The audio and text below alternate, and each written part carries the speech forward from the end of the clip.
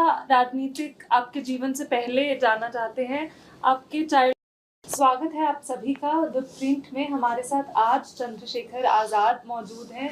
चंद्रशेखर आज़ाद जी, एक तरह से कहा जा रहा है कि सिर्फ यूपी की राजनीति की नहीं, दलित राजनीति की ही नहीं, पर पूरे देश भर में एक उभरते हुए सितारे राजनीति के माने जा रहे हैं।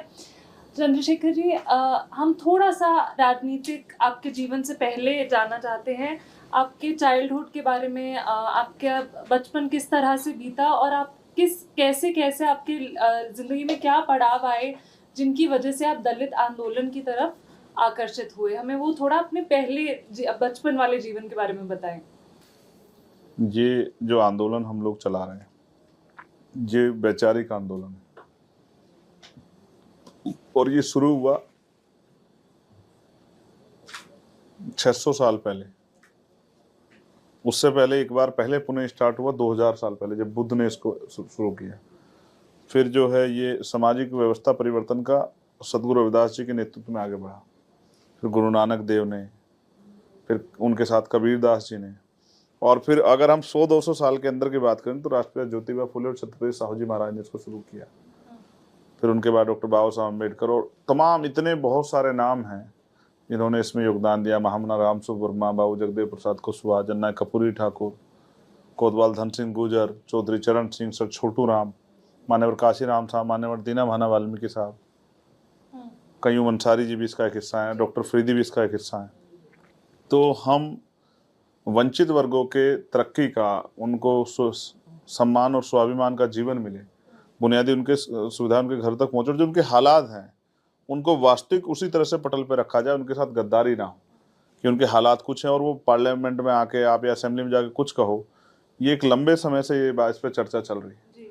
तो मैं तो बचपन से ही मैंने सामाजिक असमानता का शिकार हुआ हूँ मैं, और ये मैंने मैं लोगों के लिए तो दूसरा है, दूसरे के लिए कि भाई किसी की जिंदगी बीती हो, मैं तो खुद इसका शिकार हुआ हूँ सामाजिक असमानता का। कुछ भी एक दो अगर हादसे आप अपने बचपन के बता सके जो आपके ये सच है, कास्ट डिस्क्रिमिनेशन अभी है और ये मैंने स्कूल के दिनों में बहुत बड़े पैमाने पर देखा, जिसका और कहीं हम पे बस नहीं चलता। वो हमें जाति के आधार पे अपमानित करने का प्रयास करता है।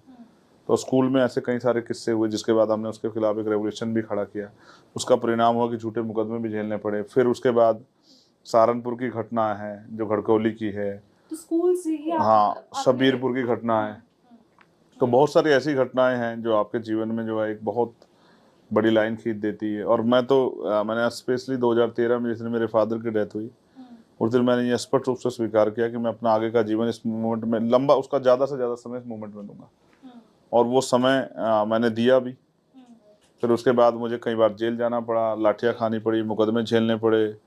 बहुत सारे आंदोलन हमने दिल्ली में भी किए, 13 पॉइंट रोस्टर का हो, प्रमोशन रिजर्वेशन का हो, 2 अप्रैल का हो। उसके साथ साथ जो है जेल से पार्लियामेंट का सफर तय किया है। Yes exact. मैं दिल्ली में भी 2 बार रहा, तिहाड़ में। जब एक बार दिल्ली में गुरु घर तोड़ दिया गया सदगुरु रविदास जी का, उसके बाद जो है एनआरसी के मामले में मैं यहाँ रहा। मैंने खूब लाठियाँ खाई। मेरी रीढ़ की हड्डी भी जो है उसमें भी गैप हो गया, मेरे नाखून तक खींच ले गए, मेरे दांत तक तोड़े, बहुत जुल्म मैंने सहा। लेकिन मैं कभी भी राजनीतिक इच्छा के लिए इस आंदोलन में नहीं था। हमारा ये आंदोलन लोगों को जागरूक करने का आंदोलन है। जैसे आप इस तरह समझिए कि भारतीय संविधान से देश चल रहा है, इस बात को हर कोई कहता है। अभी पूरा चुनाव संविधान के आधार पर लड़ा गया कि संविधान खतरा है, संविधान से चला जाएगा, संविधान से चला जाएगा। लेकिन संविधान जानते कितने लोग हैं? अगर हम एक सर्वे करें तो मैं आपको लिख के देता हूँ 90% लोग संविधान को नहीं जानते संविधान में है क्या। बहुत सारे नेता नहीं जो पार्लियामेंट में, वो नहीं जानते। बहुत सारे जो मौजूद हैं और बहुत सारे जो चले गए वो भी नहीं जानते हैं। बहुत सारे मंत्री नहीं जानते हैं कि आपकी मॉरल ड्यूटी की, आपकी जो है कॉन्स्टिट्यूशनल ड्यूटी क्या है, आपके कॉन्स्टिट्यूशनल राइट क्या है। तो जिस दिन, मैं मानता हूँ जिस दिन भारतीय संविधान सिलेबस में चला जाएगा। थोड़ा सा हमें समझाइए कि कांशीराम जी की, जिनकी आपने अभी बात करी और एक तरह से आप उनको उनकी राजनीति का सक्सेसर भी देखते हैं। दलित राजनीति जो है और दलितों की जो आकांक्षाएं हैं वो उस दौर से इस दौर में किस तरह बदली हैं, और अब अगर आप कांशीराम जी को आप अपने आप को उनका सक्सेसर मान रहे हैं तो आपको क्या चीजें उनके जैसी करनी होंगी और क्या चीजें उनसे अलग करनी होंगी? द प्रिंट को अपना चरित्र बदलना चाहिए और अपने चेहरे को और साफ करना चाहिए।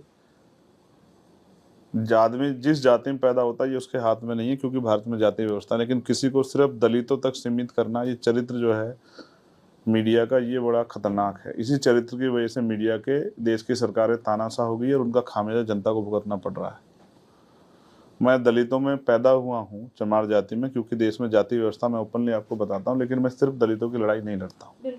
मैंने इस देश में कोई ऐसा वर्ग नहीं जिसकी लड़ाई मैंने ना लड़ी हो, और मुझे सिर्फ दलितों ने वोट देके जिताकर नहीं भेजा। वो तो हो ही नहीं सकता। मेरे यहाँ 16 लाख वोट है, मैं 16 लाख वोटर का प्रतिनिधि हूँ, मेरे कंधों पे उनकी जिम्मेदारी है, उसमें सभी जाति धर्म के लोग हैं। उसके साथ साथ मुझे 52% लोगों ने वोट किया है। 10 लाख वोट मेरे यहाँ पड़े, मुझे 52% लोगों ने वोट किया, उनकी जिम्मेदारी मेरे कंधों पे है।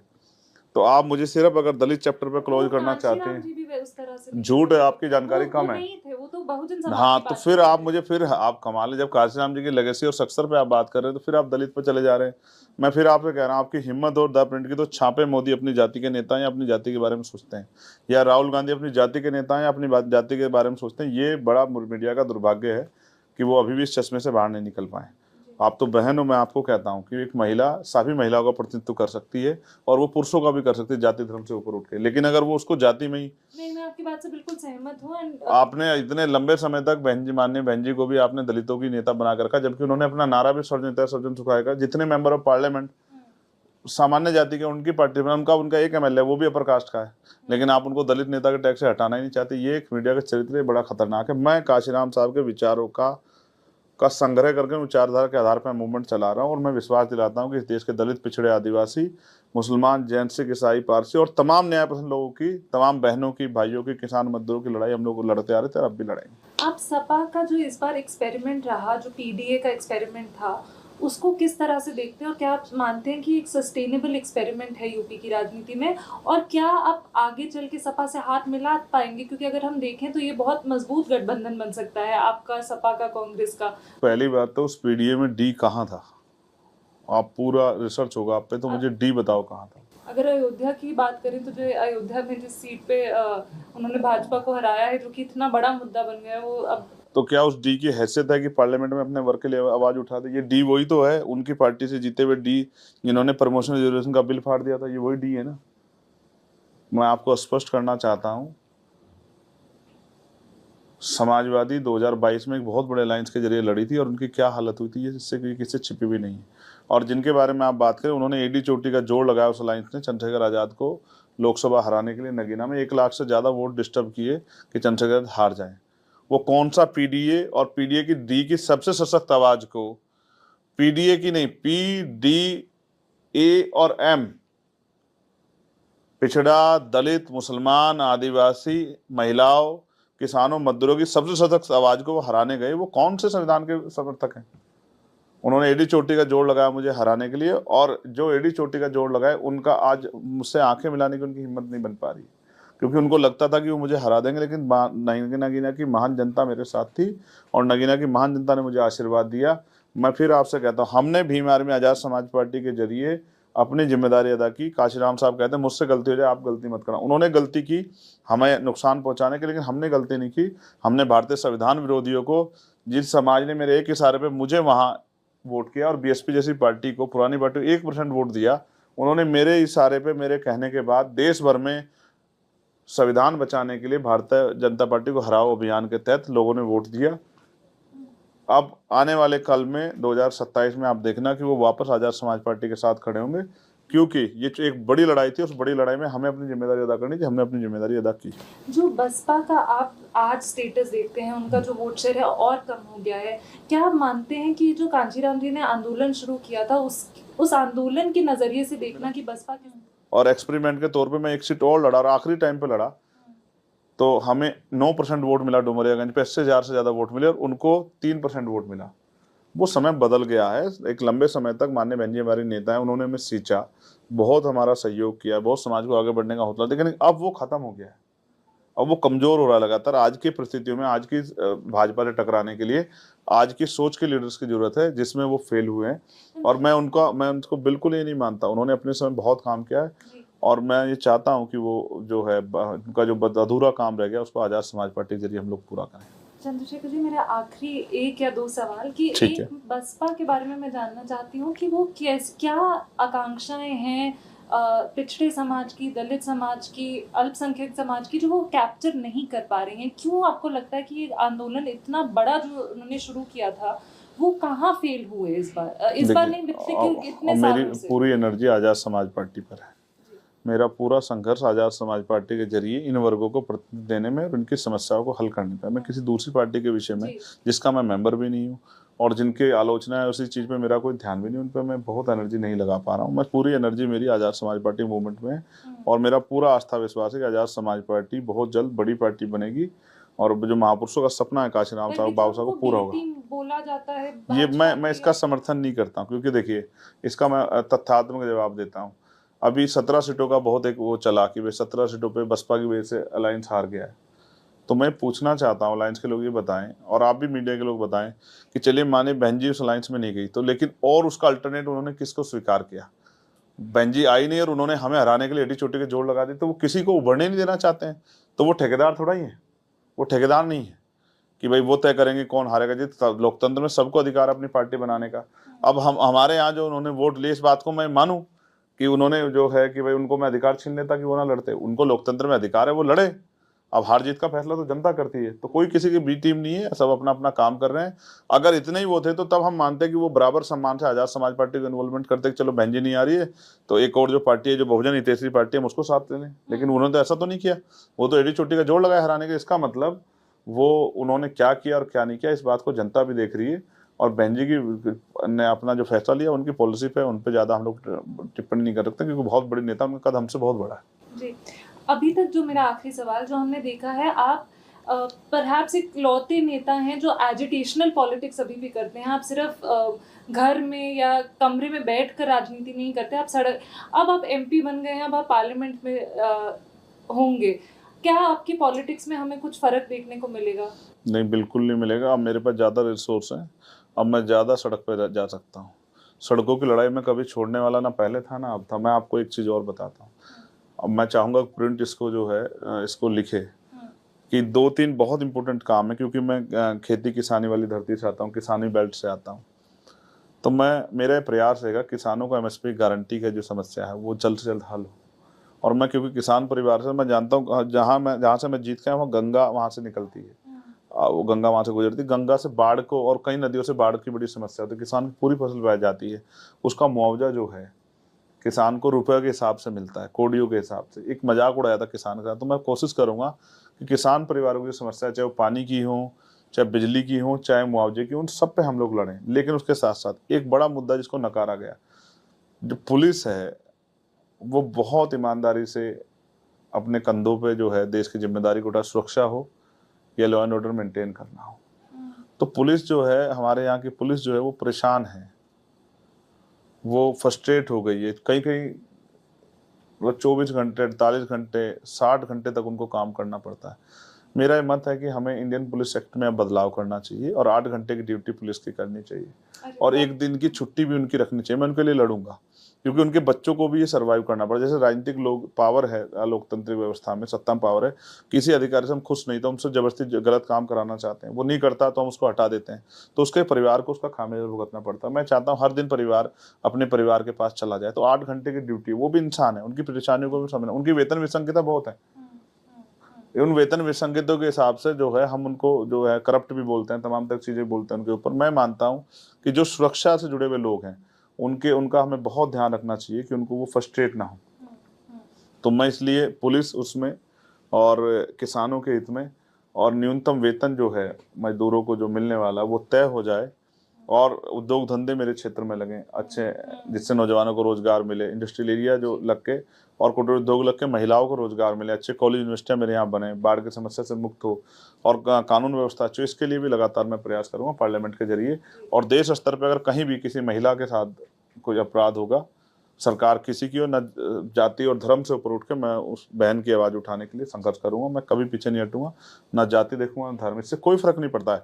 और मैं चाहूंगा, क्योंकि अभी हम सब लोग दिल्ली में बैठे हैं, तो दिल्ली में भी सुरक्षा का माहौल नहीं है, तो हम कोशिश करेंगे सरकार को मजबूर करें कि यहाँ बहन बेटियां रात को 12-1 बजे भी घूम सके। और दिल्ली में जैसे हादसे निर्भया के साथ हुए या नागल की बेटी के साथ हुए या नए साल पर एक बेटी के साथ हुए, ऐसे हादसे ना हों, इस बात को भी हमें समझना पड़ेगा। इसके लिए मैंने आपको बीच में जब हम बात कर रहे थे संविधान के आधार पर जागरूकता अभियान, यानी कि संविधान अगर सिलेबस में आ जाए, लोग अपनी ड्यूटी समझ ले। जैसे एक उदाहरण ये कि लोग हेलमेट पहनते हैं, तो लोग हेलमेट इसलिए पहनते पुलिस चालान ना काटते, पनिश ना करते, सीट बेल्ट नहीं लगाते, जबकि वो हमारी सुरक्षा के लिए। तो अगर हम इसको समझाएं, कानून कोई भी बने तो वो जनता को उस तरह समझाया जाए, जनता के ऊपर थोपा ना जाए, तो शायद जनता उस कानून को समझेगी।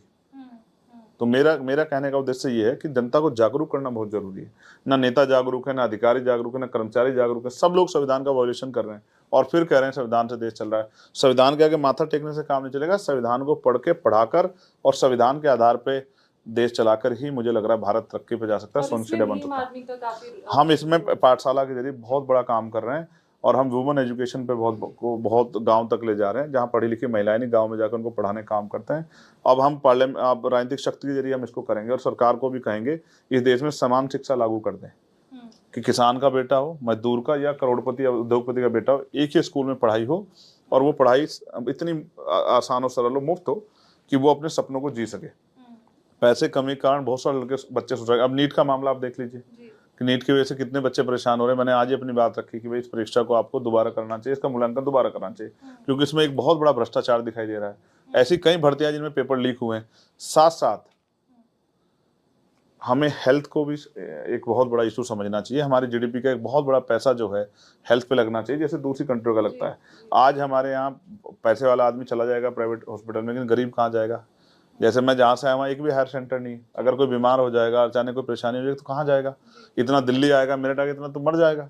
तो हायर सेंटर, और उसके लिए भी सबके जीवन का मूल्य है, चाहे वो माँ झोपड़ी वाली माँ हो या बड़े घराने वाली माँ हो। सब माँ अपने बच्चों से प्रेम करती हैं, सब बहनें अपने भाइयों से प्रेम करती है, सब बच्चे अपने पिताओं से प्रेम करते हैं, सबकी जान का मूल्य है।